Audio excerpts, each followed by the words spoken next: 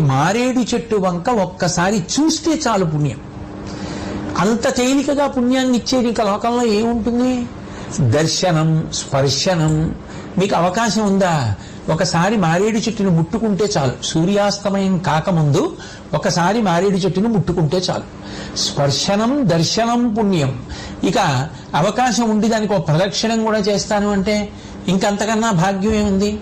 కంచి కామకోటి పీఠాధిపత్యం వహించిన మహాపురుషులు, నడిచే దేవుడిని పేర్గాంచినటువంటి మహాపురుషులు, అపర శంకరావతారమని కీర్తింపబడినటువంటి వారు భారతదేశం నలుచెరగుల సన్యాస ధర్మాన్ని కించితు తప్పకుండా పాదచారి అయి పర్యటించినటువంటి వారు నిరంతరము కామాక్షి పరదేవత యొక్క నామాన్ని ఉచ్చరిస్తూ ఉండడం అలవాటు పడినటువంటి వారు శాంతాకృతిం హితవచ పరిభాషమానం గంభీర భావముతులం విజిత